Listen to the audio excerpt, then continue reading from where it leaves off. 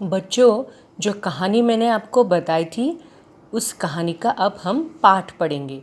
तो कृपया अपनी उंगली हर एक शब्द पर रखना और ध्यान से सुनना। पाठ का नाम है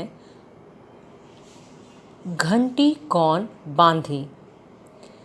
चिंटपुर गांव में एक व्यापारी रहता था। व्यापारी का मतलब क्या हुआ? जो सामान बेचता और खरीदता है उसे हम व्यापारी कहते हैं। उसका नाम था लालचंद। घर के अंदर ही उसका गोदाम था। इसमें उसकी दुकान का बहुत सा सामान रहता था, इसलिए बहुत सारे चूहे भी उसके घर में रहते थे। इन चूहों से घर के सभी लोग परेशान थे। वे कभी अनाज की बोरियां काट देते, कभी मेवों के डिब्बे कुतर डालते। इस प्रकार चूहे हर दिन व्यापारी का न जाने कितना नुकसान कर देते थे। एक दिन लालचंद का मित्र हरिराम उसके घर आया। उसने देखा लालचंद परेशान है। हरिराम ने लालचंद से उसकी परेशानी का कारण पूछा। लालचंद ने कहा, भाई, मैं चूहों से परेशान हूँ। चूहों के कारण मुझे व्यापार में निरंतर घाटा हो रहा है। घाटा यानी नुकसान, और निरंतर का मतलब क्या हुआ? हमेशा, मतलब उसे अपने व्यापार में हमेशा नुकसान हो रहा है। हरिराम ने कहा, कोई बात नहीं, कल मैं तुम्हारी समस्या हल कर दूंगा। समस्या हल करना मतलब समस्या दूर कर दूंगा। अगले दिन हरिराम एक बड़ी सी बिल्ली लेकर आया। बिल्ली को देखते ही सारे चूहे अपने अपने बिलों में छिप गए। अब तो चूहों पर मुसीबत आ गई।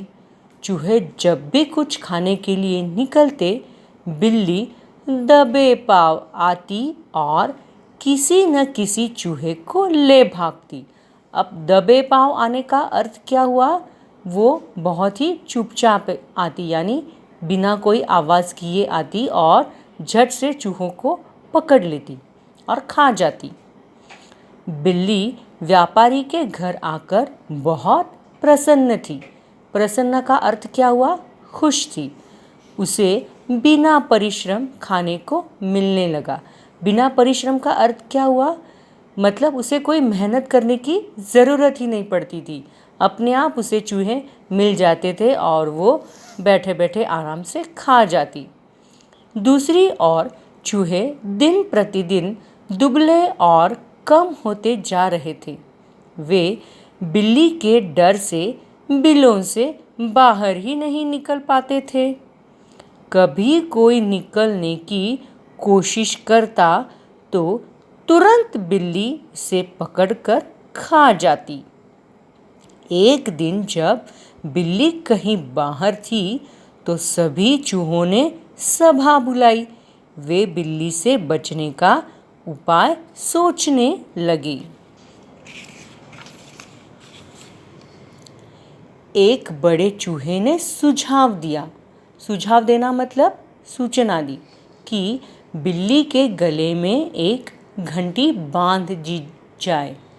जब वह चलेगी या इधर उधर देखेगी तो घंटी बजेगी और हम सावधान हो जाएंगे।